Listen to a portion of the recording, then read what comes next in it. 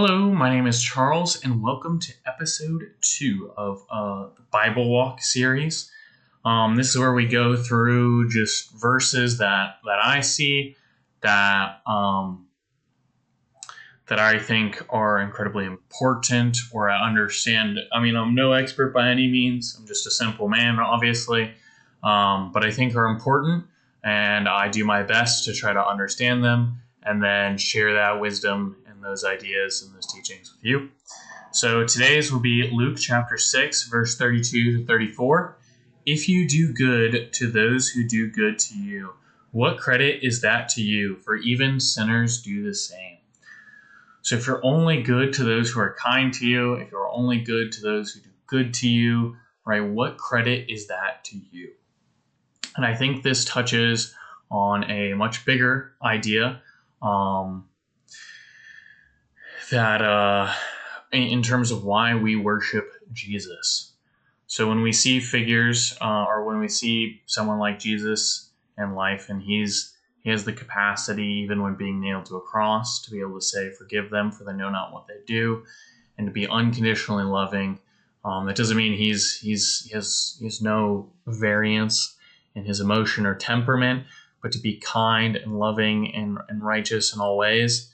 If we have someone like that, a lot of the time in life we find, right, if someone, everyone's got their limit of like patience and tolerance. But if there's enough nastiness, if there's enough meanness, right? Let's say you are, everyone in, in working retail understands this, or even if you're working as like a waiter, right? You can only handle nastiness or meanness to a certain level, and then you snap, and then you retaliate back, right? I mean, you may have a long, wire before, but to be able to self-determine like Jesus did, like, he is going to be unconditionally loving to anyone he interacts with, irrespective of how they act with him. So it's like he's going to be one way, he's going to be his path, and it doesn't matter how you engage with him, he's going to be on his path. And, pretty much no humans I know can do that, right? We all have our limit.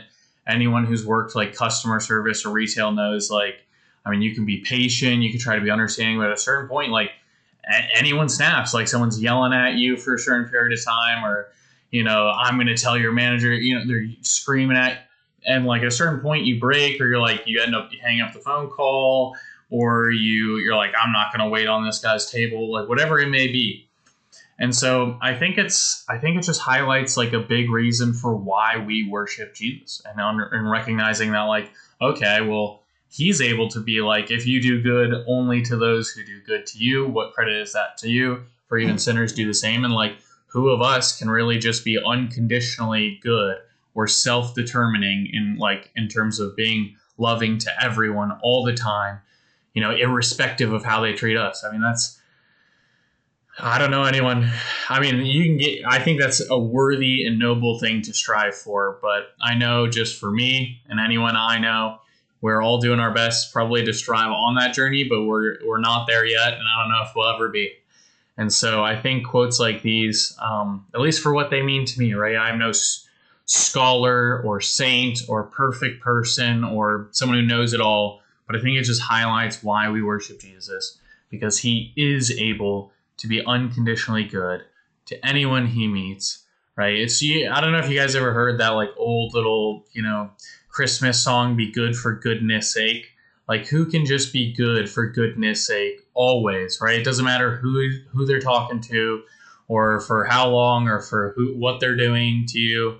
You're just always good to them, right? You're the retail worker where they could scream at you for hours, and you are like, "Sir, I hope you have a wonderful day," and helps them out. Like, if you can do that, you're on the right track. And so, that's what this means to me. This is how I understand this passage.